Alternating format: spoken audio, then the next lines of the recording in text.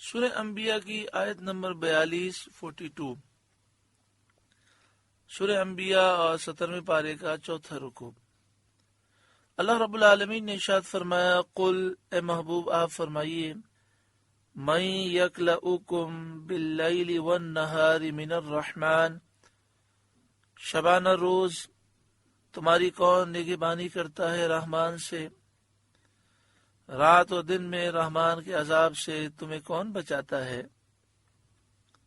بل ہم عن ذکر ربہم معرضون، بلکہ وہ اپنے رب کی یاد سے منہ پھیرے ہیں۔ جب ایسا ہے تو انہیں اللہ کے عذاب کا کیا خوف ہو، اور وہ اپنی حفاظت کرنے والے کو کیا پہچانے۔ یعنی مراد یہ ہے کہ اللہ تعالی چاہے عذاب دینا تو تمہیں کوئی بچا نہیں سکتا۔ تمہیں مسلسل جو نعمتیں مل رہی ہیں اور کئی بیماریوں سے تم بچے ہوئے ہو، تو یہ رحمان کا فضل ہے کہ اس نے توبہ کا دروازہ کھلا رکھا ہے اور تمہارے لیے مہلت ہے، اس سے فائدہ اٹھاؤ اور توبہ کر لو عذاب آنے سے پہلے۔ ام لہم آلہۃ تمنعوہم من دوننا، کیا ان کے کچھ خدا ہیں جو ان کو ہم سے بچاتے ہیں؟ یعنی ان کے خیال میں ہمارے سوا کیا اور کوئی خدا ہیں جو ہمارے عذاب سے انہیں محفوظ رکھتے ہیں؟ ایسا تو نہیں ہے۔ اور اگر وہ اپنے بتوں کی نسبت یہ اعتقاد رکھتے ہیں کہ یہ بے جان پتھر انہیں اللہ کے عذاب سے بچاتے ہیں، لا یستطیعون نصر انفسہم، وہ اپنی ہی جانوں کو نہیں بچا سکتے، اپنے پوجنے والوں کو کیا بچا سکیں گے۔ ولا ہم منا یصحبون، اور نہ ہماری طرف سے ان کی یاری ہو۔ یعنی یہ بت اللہ تعالی کے مقرب نہیں ہیں، یہ بے جان پتھر ہیں، یہ مردود ہیں، یہ باطل ہیں، ان کا اللہ کے حضور کوئی مقام نہیں۔ اور کفار تو بتوں کو پوجتے تھے، جو اللہ کے سوا کسی کو پوجے وہ مشرک ہے، کافر ہے، دنیا اور آخرت میں برباد ہونے والا ہے۔ یہاں پر یہ عرض کر دوں کہ ان آیتوں کا غلط ترجمہ اور تفسیر پیش کر کے بعض حضرات اللہ والوں کی محبت پر ان آیتوں کو لے جاتے ہیں۔ دیکھیں، ہم فرشتوں سے، انبیاء سے، رسولوں سے، اولیاء سے محبت کرتے ہیں، اور ہم انہیں اللہ کی بارگاہ میں وسیلہ بناتے ہیں، وسیلہ سمجھتے ہیں، اور ان کی ہم تعظیم کرتے ہیں، اس لیے کہ اللہ تعالیٰ نے فرشتوں کو، انبیاء کو، اولیاء کو مقام دیا ہے، اور یہ اللہ کے محبوب بندے ہیں۔ ہم ان میں سے کسی کو خدا الہ معبود نہیں سمجھتے، ان میں سے کسی کی پوجا نہیں کرتے، ہم عبادت صرف اللہ تعالیٰ کی کرتے ہیں۔ ہاں، یہ ضرور ہے کہ ہمارا یہ عقیدہ ہے کہ اللہ کے نیک بندے اللہ کی عطا سے کائنات میں تصرف کرتے ہیں۔ حضرت عیسیٰ علیہ السلام کے بارے میں تو قرآن پاک کی آیات موجود ہیں کہ آپ اللہ کے اذن سے مردوں کو زندہ فرماتے، مادر ذات اندھوں کو آنکھیں دیتے، برس کے مریضوں کو شفا دیتے، مردوں کو زندہ کرتے۔ اسی طرح فرشتوں کے بارے میں یہ عقیدہ ہر مسلمان کا ہے کہ فرشتوں میں سے بعض فرشتے روزی دیتے ہیں، روح نکالتے ہیں، روح ڈالتے ہیں، شفا دیتے ہیں۔ تو یہ سارے عقائد ہیں، مگر عقیدہ یہ ہے کہ فرشتے، انبیاء، اولیاء جو کرتے ہیں اللہ کے حکم سے کرتے ہیں، یہ خدا الہ معبود نہیں ہے۔ تو ان فرشتوں کی شان، انبیاء اور اولیاء کی شان کو کوئی نہ سمجھے اور انہیں بتوں سے ملا دے تو یہ خارجی ہے۔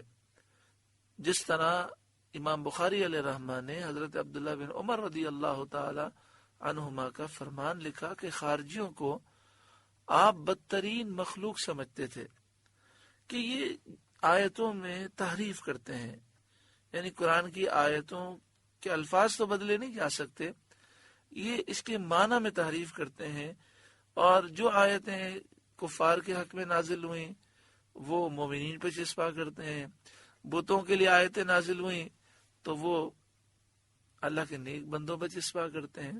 اسی وجہ سے تو خارجیوں نے حضرت علی کو مشرک کہا، حضرت امیر معاویہ کو، بلکہ تمام صحابہ کرام کو مشرک کہا.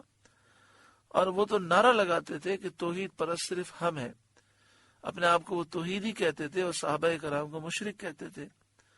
حضرت عثمان غنی پر جن باغیوں نے حملہ کیا وہ حضرت عثمان غنی کو بدعتی سمجھتے تھے، کیونکہ بدعت کی حقیقت اور شرک کی حقیقت انہوں نے سمجھی نہ تھی.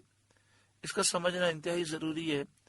باہر شریعت سے آپ یہ دونوں کتابیں اور سی ڈی اور کیسٹ حاصل کر سکتے ہیں. حقیقت شرک، بدعت کی حقیقت، شرک کی حقیقت انشاءاللہ تعالی یہ حاصل جب آپ کریں گے اور اسے تقسیم کریں گے تو بہت ساروں کی اصلاح ہوگی. آگے شاید فرمایا بل متعنا ہؤلاء وآباءهم حتی طال علیہم العمر، بلکہ ہم نے ان کو اور ان کے باپ دادا کو برتاوا دیا یہاں تک کہ زندگی ان پر دراز ہوئی. یعنی ان کافروں کو اور ان کے باپ داداؤں کو برتاوا دیا، یعنی دنیا میں انہیں نعمت دی، مہلت دی، یہاں تک کہ زندگی ان پر دراز ہوئی، ان کی لمبی عمریں ہوئیں اور وہ اس سے اور مغرور ہوئے اور انہوں نے گمان کیا کہ وہ ہمیشہ ایسے ہی رہیں گے.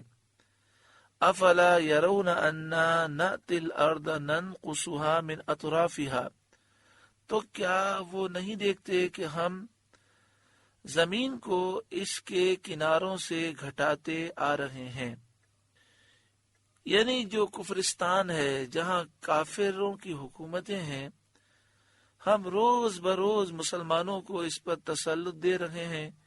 ایک شہر کے بعد دوسرا شہر فتح ہوتا چلا آ رہا ہے، حدود اسلام بڑھ رہی ہے اور سرزمین کفر گھٹتی چلی آتی ہے. یعنی مکہ مکرمہ پر اور اس کے ارد گرد پر مسلمانوں کا تسلط ہوتا جاتا ہے. کیا مشرکین جو عذاب طلب کرنے میں جلدی کرتے ہیں اس کو نہیں دیکھتے اور عبرت حاصل نہیں کرتے؟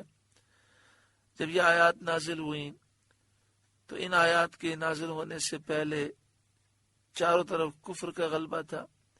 پھر نبی اکرم صلی اللہ علیہ وآلہ وسلم نے اسلام کی دعوت دی، پھر مدینہ منورہ میں اسلام کی ریاست بنی، پھر کئی علاقے فتح ہوئے، مکہ شریف، طائف، حنین، اور یہ مسلمانوں کے علاقے بڑھتے گئے اور کافروں کے علاقے کم ہوتے گئے. پھر صحابہ کرام کے دور میں یہاں تک کہ مسلمان دنیا کے اکثر حصے پر غالب آ گئے. اگر مسلمان قرآن مجید فقہ امیر کی تعلیمات پر عمل کرتے تو آج پوری دنیا پر وہ غالب ہوتے اور پوری دنیا کے تمام ممالک پر اسلامی لشکر ہوتا، اسلامی جھنڈا ہوتا. لیکن پھر کافروں کی سازش کامیاب ہوئی اور انہوں نے مسلمانوں کو بے حیائی اور گناہوں میں لگا دیا. جب ہم قرآن سے دور ہو گئے تو ان برکتوں سے محروم ہو گئے.